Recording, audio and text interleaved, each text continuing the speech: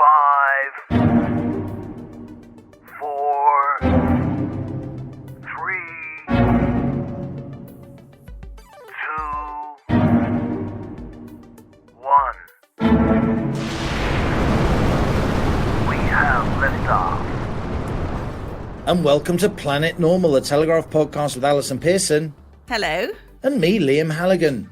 Co-pilot Pearson and I are having a well-deserved summer break from steering the rocket of right thinking. But to help keep you sane, dear citizens of Planet Normal, during the month of August we'll be bringing you some classic interviews from our Planet Normal archive over the last year. The discussions we've had on our flying refuge of reasoned views. In May, Jane Sullivan emailed us at planetnormal@telegraph.co.uk. As a highly experienced rowing coach, she wanted to highlight the dangers and, in her words, inherent unfairness of allowing male-born trans women from competing in female rowing races. Jane, welcome to Planet Normal for this, your first ever broadcast interview. Tell us in a nutshell what the sport of rowing means to you and what you think is at stake when male-born rowers line up on the start line, whether it's on the water or on indoor rowing machines, to compete against biologically female rowers in what is, of course, a famously arduous and physically demanding sport. Well, rowing has pretty much been my life. I mean, it sort of saved me from a lifetime of not being very fit because I wasn't a natural sportswoman. So it means an awful lot to me. I've rowed since the early 80s and I've seen how women's rowing has grown from virtually nothing in the early 80s to being one of our most successful Olympic and participation sports. Almost 50% of British rowing members are women, so it's hugely successful. As a competitor myself, I first encountered a male rowing in a female event back in 2007. Not in my competition, but I met this person at the scoreboard when we were looking at the scores after the race, and it gradually dawned on me that this male had actually just competed in a female competition. And back in 2007, I'd not really ever come across anything like this before. And my first reaction was disbelief, followed by anger that this person had the shamelessness to enter a race and that the organisers had allowed this to happen.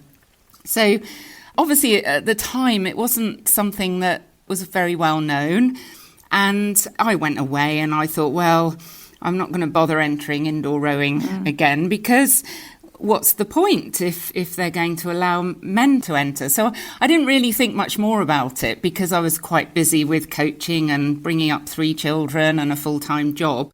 But gradually over the years, more and more women mentioned to me that they'd been put up against this male at indoor rowing competitions. Now, we were all masters, we're not elite competitors by any means, but there was this bubbling under of just anger that this was being allowed to happen. And there didn't seem to be anything that we could do about it because who would listen to us? We were very powerless, really, to do anything. So it meant an awful lot to me, especially coaching girls and boys, children. I just felt, well, are they going to grow up coming up against people who aren't who they say they are, that sort of thing. So really, that's, in a nutshell, my awakening to this. We were delighted to get your email, which describes so vividly your own wonderful love affair, really, with rowing and how that's infected your own children. I know you've got 2 sons, one of whom has rowed for Oxford, like co-pilot Halligan, and also rowed at a national level for GB. So Mum has inspired this marvellous rowing dynasty. Now, you did describe very vividly, I didn't see the point of standing on the podium with a 6'4" competitor with male pattern baldness and an Adam's apple. I mean, when you put it like that, it's completely ludicrous. We're not going to be naming any names here today, but we know it's the case that there are rowers in the women's sport who went through male puberty and now do hold women's rowing records. You also said, Jane, that British rowing has facilitated this deception over the years, and gradually women in the masters level have, of course, stopped taking part. What is motivating the British rowing authorities to allow what a lot of people would regard as unfair, if not cheating, to thrive in the sport? Well, for a start, World Rowing, the world body for rowing, have in a way encouraged this because their policy is to allow males into the female category. So if you're the British governing body, it would be very difficult to go against your world body, who are sort of encouraging this. And then the International Olympic Committee, they facilitate males in all sorts of sports. At Tokyo, there were 3 trans people that we know of competing in Tokyo. So when it filters down from world level, it must be quite hard for a governing body in this country to go against that. Yeah. Although some of the sports have gone against their governing bodies. And, I think about British Triathlon and Volleyball England, who have both gone against their world bodies and said no males in women's sports. So it can be done. It just needs the will. It really does. Jane, I just wanted to fill in for listeners a little bit about rowing that's very obvious to you and me, and indeed to Alison as well, who coxed during her university days. Rowing is a very, very physical sport. I was successful at rowing because I'm 6'4" and I've got 7.1 litre lungs, as well as being very, very determined. So I was physiologically perfect to become of course. an elite oarsman. And it's not darts or snooker where women can absolutely compete on a level, or chess with men. It's a sport that's all about physics. And I've been absolutely delighted to see what's happened with women's rowing over recent years. I was very much supportive as an Oxford oarsman of women rowing the full championship boat race course on the Tideway. Previously, in my day, the women's race was at Henley over a much shorter distance, so it didn't get nearly as much coverage. It didn't inspire nearly as many people, and so on. And I'm really proud, as a member of OUBC, the Oxford University Boat Club, that now the women are competing on the Tideway as well. And of course, then there's indoor rowing, which lots of people don't know about, but is a worldwide sport. It's a huge sport using standardized rowing machines up against the clock. There are many age categories. It really is a global phenomenon. Why is it, in your experience, having coached to a level that I never have, boys and girls, men and women, why is it that people born as men, however they may identify in later life, but having been through male puberty, having those levers, having that lung capacity, why is it that they are always going to beat women? Well, you said it in a nutshell. It's longer levers.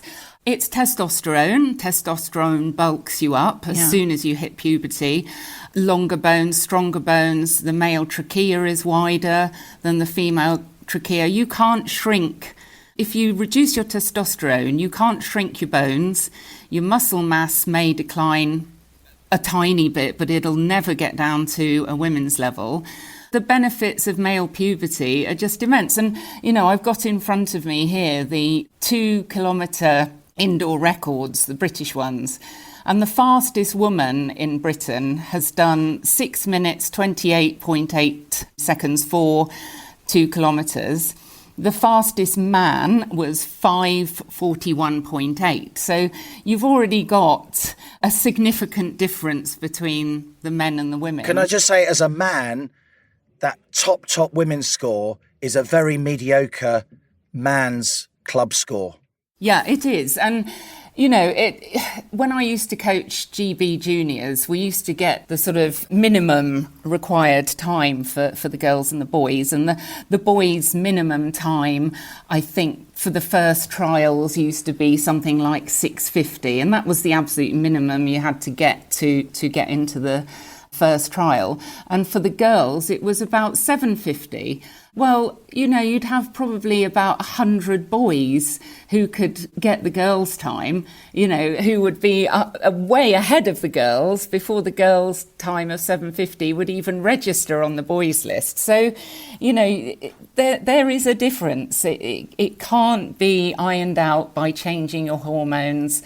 It's there, and it's pre-pubertal as well. Even the records for 12-year-olds, the boys beat the girls. So it starts even just before puberty. It's a lifelong thing. Male advantage, it's in your genes. Jane, we've recently seen the World Athletics President Sebastian Coe saying that transgender women will no longer be allowed to compete in female track and field events, regardless of their levels of testosterone. Would you like to see British rowing moving towards that position? Yes, I would. I mean, it's the only fair way, really. It seems so obvious to me, sitting here as a rower and a coach, that I almost think, well, why can't you see that this is so obvious that men have a physiological advantage over women, and that we have these sports categories for a reason. We categorise people to allow fairness and in some cases safety. Like in rugby, there are no males allowed in female rugby because it's unfair, and primarily it's also unsafe in that sport. So I really hope that British rowing and world rowing support their females and do the right thing by them. We have seen signs of movement from British rowing, haven't we? Possibly because of the lobbying efforts of you and others. I know from my own membership that British rowing is now asking members to vote on their preferred policy regarding transgender athletes, leaving the organisation's transgender participation policy up to a domestic members' vote. Surely that's good news from your perspective. Yeah, it is good news. And I was really, really pleased that British rowing members were going to be given a voice. I personally don't think that policies should be decided on votes. I think it's obvious that fairness and all the other considerations, the science and the legal side, make it obvious that males shouldn't be in women's sport. But I'm really pleased that British rowing have given members a chance to have a say. So that is good news. Finally, the Cambridge women's squad entered a male with a female name into the Blondie crew. That's their second leading boat. And that was the first year that women rowers were allowed to race the tideway course as described by Liam. Are you thinking that women are being denied their places in history and in the record books? And do you detect any sense from those competitors that what they are doing is denying women opportunity and victory? I don't really have any dealings with males who've been in women's sports, so I couldn't really speak as to whether they feel a sense of shame at all. But I feel very strongly that the women who have been kicked out of boats because males have got those places have been denied a place in history. It's not just that. When you're in the Blondie or the top boats, you're part of an exclusive club. Yes. You're allowed to get your Blondie blazer, you're allowed your Goldie blazer or whatever crew you're in. It gives you access to this club of blues and half blues, and that stays with you for life.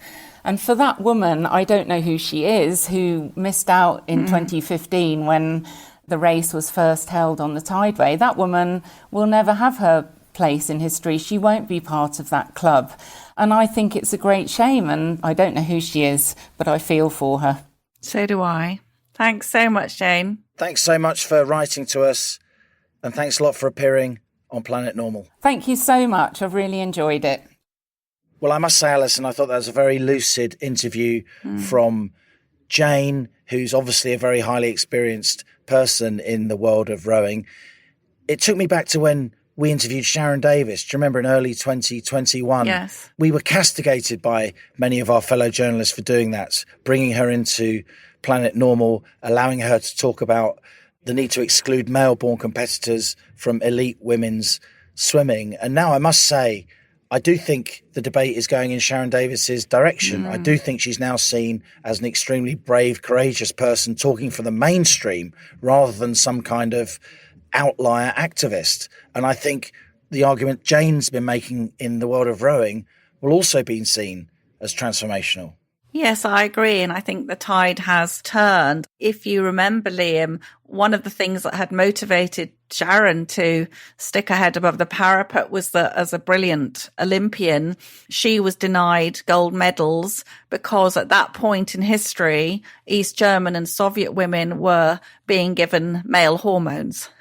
So it's a not dissimilar situation from what we're finding now. But back in the day, the young Sharon Davis, who had to compete against women bulked up by steroids and male hormones, tragically, as Sharon admitted, many of those women now dead because of their bodies being experimented on. But Sharon could never, what woman or indeed man could have foreseen that in the future, women would be required to compete against people who'd gone through male puberty. So it is quite surreal. And I have huge admiration for Sharon and for Jane Sullivan, who has now left her rowing job and is dedicated to campaigning to outlaw this clearly grotesque unfairness. And I think one of the main points Jane makes is that as a 15-year-old, she wasn't a sporty girl. She got introduced to rowing. She absolutely loved it. It was the making of her. And she went on to coach many other young women and to be the mother of two fantastic oarsman sons. And you do wonder how many 15-year-old Jane Sullivans now would even bother going into rowing if they know that however good they get, they will never be as good as the trans women who can steal their place in a boat.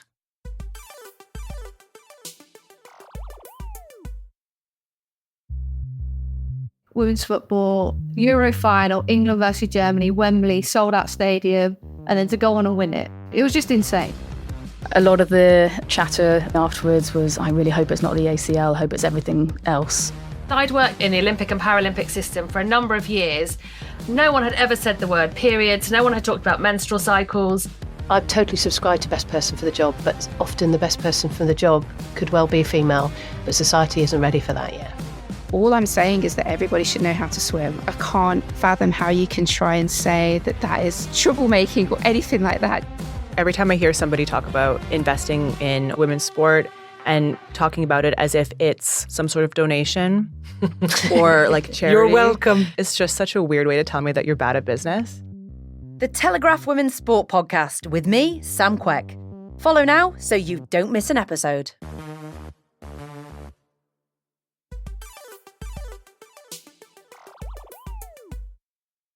In April, Planet Normal asked former Supreme Court Judge Jonathan Sumption to join us on the rocket once again. One of the UK's foremost legal minds, Lord Sumption gave us his thoughts on the UK's lockdown inquiry and why he wishes it wasn't so, quotes, judicial and quasi-forensic. Lord Sumption has railed against what he describes as, quotes, the narcissism, the superficiality, the hypocrisy of the UK government during that period. So I asked Lord Sumption which minister he was thinking of in particular. I was thinking particularly of Matt Hancock, because what emerged most clearly from the lockdown files was the man's extraordinary vanity, his self-assurance in the face of dissent, and his sheer refusal to engage with it. It seemed to me that those were all characteristics of somebody who was delighted in the exercise of crude power and had ceased to be interested in the real justification for it. The WhatsApp messages show, of course, that decisions were made on the hoof. The idea of following the science, whatever the science is, was risible. There was narcissism, superficiality, as you've said. They weren't the complete picture, were they? Because, of course, there would have been in-person meetings, Zoom meetings, other memos, and so on. But what do you think those WhatsApp messages tell us about how we're ruled today? I think they tell us quite a lot about how we were ruled then. The basic function of the Prime Minister is to coordinate the government's response dealing not only with a single departmental concern like health, but marrying together considerations of educational policy, economic policy, financial policy, as well as health policy. What really went wrong during the lockdown is that nobody took the whole picture into account. They just looked at the health consequences and not all of the health consequences. So that what you had was a serious failure of government, a serious failure to work out in advance where this was going and to look at every consideration and not just the ones that were of major concern to a frightened public. You've sat on the Supreme Court for many years, Lord Sumption, until 2018. You've been at the pinnacle, if I may say so, of our legal establishment for many, many years as a distinguished QC, now KC, of course. What do you think those WhatsApp messages tell us about the state of the UK? Have they undermined your faith in the process of British government?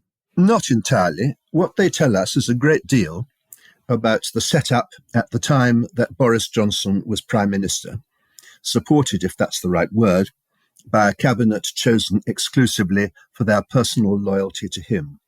We are in a somewhat better position now because one of the striking and reassuring things about the way the British Constitution works is that if you violate its basic principles, you get ejected. I was pessimistic before Boris Johnson was ejected. I think that what his ejection shows is that if you are completely unfit for office, sooner or later, the system will vomit you out. And it did. What is it about the British state, how we govern ourselves, Jonathan Sumption, that means while the Swedes and the French have already completed their lockdown inquiries, we've barely began ours? Why is that? The basic problem is that for about 50 years now, public inquiries have become increasingly legalized and judicialized. They are regarded as occasions for everyone to have their say, for victims to achieve what is sometimes called closure, rather than to ascertain the facts. When you judicialize proceedings like this, you have endless cross-examination, huge numbers of documents produced, a much more sensible system, which was, for example, adopted by the Swedes, would be to have a body of experts who will use such evidence as they think is necessary, rather than what anyone else might think necessary, to arrive at the facts, and will form a judgment. That is what the Swedes did. Their report is a thorough piece of work. It doesn't entirely vindicate what the Swedes did, although it does vindicate the major things about what they did, namely to avoid lockdowns. So it seems to me that is a model of what we should be doing, instead of having this kind of quasi-forensic process, which lasts a very long time. Is there more we can learn from the Swedes, Lord Sumption? When she interviewed Anders Tegnell, Alison Pearson highlighted that the Swedes have a constitutional arrangement where medical situations are managed by medics and scientists, not by elected politicians via WhatsApp. Is that a safeguard that we could introduce into our system? Well, I'm chary about that, because if we had had such a system, presumably it would have been Messrs. Valence and Whitty who would have been the official deciders, and they showed themselves to be pretty indifferent to any of the wider consequences of what they were doing. They might have behaved differently if they'd been asked to decide the whole issue, but I wonder. So I think that I'm not against the notion that politicians should ultimately decide. Indeed, I think that politicians are probably the only people who can decide in the round, taking account of all the social, educational, financial and economic factors, as well as the epidemiological ones. What I do think, however, is that the lesson that we must learn is that we need competent politicians at the heart of government. Unfortunately, although we often do have competent politicians at the heart of our government, we did not have them at the time of the pandemic. As you wrote earlier this month, Lord Sumption, no government anywhere has previously sought to deal with an epidemic disease by closing down much of society, and no society has ever improved public health by making itself poorer. So something has changed. What has changed that meant that we did that this time round. The public seems to be more easily frightened. They seem to have unrealistic ideas of what the government can do. Is it social media, perhaps? I mean, I agree with what you've just said. Indeed, it's substantially what I said in my article earlier this month. I think people expect more of the state than it is reasonable to expect. And I think that politicians are too ready to encourage their belief that they can do wonders because it serves their own agenda. I think that this is a very difficult problem to resolve. It's always been the case that if you frighten people enough, they will submit to almost anything. The moral is that we should not have a government that tries to achieve its aims by frightening its own people. How surprised are you that they were the tactics employed by a British government in a country where, as you've said, rightly, we have a liberal tradition that's protected us from those kind of behaviours? At least we hoped that they did. I think that there are many things that can't be regulated by rules. They can only be regulated by a culture of responsible government and shared political standards. Those standards in many areas have tended to decline over the years, and this was a good example of it. It's a matter for governments to decide how they are going to put over the message. But I think that of all the countries that had lockdowns, the government messaging in this country was probably the most irresponsible. It's the reason, or one of the reasons, why we have found it so difficult to recover economically from the consequences of the pandemic. People were too frightened by the government's own messaging. Other countries which adopted a more responsible approach have fared rather better as a result. We're proud that on Planet Normal, Lord Sumption, we gave voice to the likes of Sunetra Gupta, the likes of Jay Bhattacharya, the world-class epidemiologists who championed the Great Barrington Declaration, the idea of limited shielding, the shielding of the vulnerable as their choice rather than an across-the-board lockdown. Is that an approach as a non-scientist like Alison and I, but a keen observer, that you think would have worked better? I'm sure that it would have done, and it's substantially what the Swedes did do. They had responsible messaging. They focused very much on encouraging the vulnerable to take steps for their own self-preservation. They avoided a lockdown. They avoided the worst of the economic and societal consequences of the pandemic, whereas we got the worst of it. I think it's very much something that we should have done. And strikingly, it was exactly what SAGE recommended we should have done before the lockdown itself occurred and before the scientists moved into propaganda mode.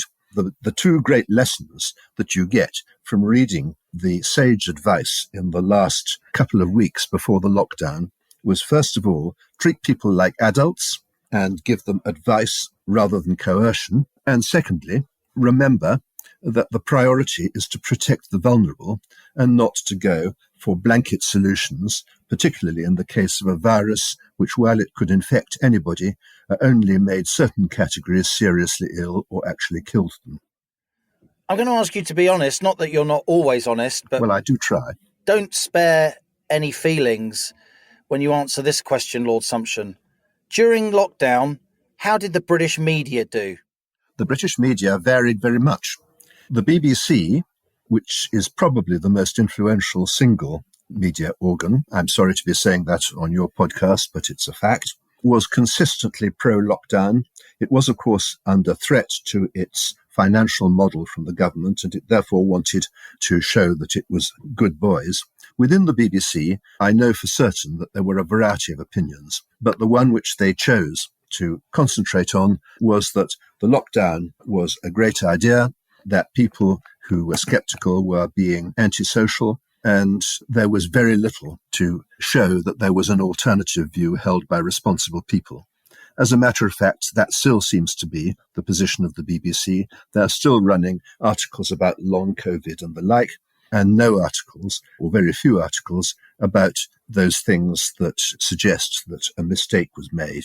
For the print media, I mean, obviously, it ranged from The Guardian at one extreme, which was extremely pro-lockdown and took a line pretty similar to that of the BBC, although I should say that they allowed me to write an article suggesting otherwise, and occasionally you get a glimpse of the same view from other people. At one extreme, The Guardian; at the other, I suppose, The Telegraph, which was sceptical from the outset about the value of lockdowns and gave a platform to a lot of people who I think should have been listened to more carefully. So the print media did its job, in other words. There was a range of views, but the broadcasters didn't. Well, if you take the broadcast section as a whole, there were, of course, plenty of broadcasters who were lockdown sceptical as well. The BBC is certainly the biggest of them, but if you look at the private radio and TV stations, they were much more varied in their diet. You've shown a little bit of sympathy for Boris Johnson in your writing, Lord Sumption. You said he always recognised the totalitarian implications of his administration's measures, but he never had the courage of those convictions. He lacked the application, you wrote, to get to the bottom of the scientific evidence, and he was constantly manipulated by those around him whose agenda was based on little more than public relations. Do you have any sympathy for him? I think that his heart was often in the right place, but it's no good having your heart in the right place if you're not in a position to do something about it. To do something about it, you need stature, a certain amount of confidence, and above all, you need to be master of the detail so that you can require the experts around you to justify their positions. I don't think Boris Johnson was ever capable of that. Given your legal background, I wonder, Lord Sumption, whether or not you think there will be multiple class actions related to the damage done during lockdown, given what we've read in the lockdown files, given what might come to light during the public inquiry. I think not, and I certainly hope not. I think not, because there is no known cause of action in English law of not being a very good government. And I hope not, because it seems to me that to make the judiciary, as opposed to a democratic legislature, the ultimate judge of political wisdom would be a serious mistake. Do you not think, though, there's some case for compensation, given that people went through such incredible suffering, weren't allowed to say goodbye to loved ones, businesses were crushed, all of it based on, not scientific evidence, but as we've learned through, in your words, narcissism and superficiality? No, I don't think that. I certainly think that it's, in one sense, unfortunate that there will be no right of compensation, but in a far more important sense, it's the right state of affairs for the law to take. I think that the most important consideration is what would such an action do for our lines of constitutional responsibility. There are many things, including this one, for which a government ought to be accountable to a democratic legislature. And it seems to me that it's right that we should say goodbye to concepts like compensation in order to make that effective. We are, after all, a democracy, and it is the elected representatives of the people who ought to be holding governments to account, not judges. Lord Sumption, great to have you once again on Planet Normal. Bye-bye. I could listen to him for hours, Liam. I mean, it was a great piece of luck, wasn't it, for the lockdown skeptic cause that we had Lord Sumption providing that tremendous sort of intellectual and moral ballast. I thought he said some very interesting things, clearly casting doubt on the wisdom of this quasi-forensic judicial process, which is going to be the COVID inquiry, quite likely to be exhaustive, hugely expensive, and going on for many, many years, and not coming up with anything that we'd be very impressed with. And also his very pointed criticism of the broadcasters during lockdown, particularly the BBC. Yes, I do think he emerged as a pivotal figure. I first saw Jonathan Sumption in full flight when he was a leading silk in the huge corporate inquiry into rail track of many years ago. And he was formidable in court, but he's formidable out of court as well. I think we would, both of us, grudgingly, wouldn't we, have to give him an alpha. I don't think Jonathan Sumption's used to getting anything less than A star. We should say to Planet Normal listeners that one of the things that unites us is that we got ones in our S levels, didn't we? English and economics. I didn't do economics. You already did English. I did English and history. Okay. Those are the glittering prizes of our long-lost youth. We peaked too young.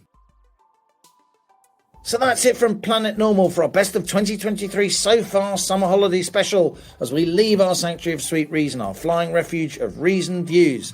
Our usual launch time resumes next week. That is Thursday the 31st of August, when co-pilot Pearson and I will be back to tell you what's been on our minds over our summer holidays.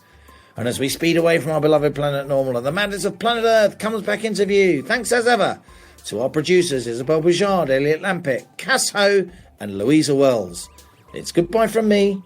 And it's goodbye from him.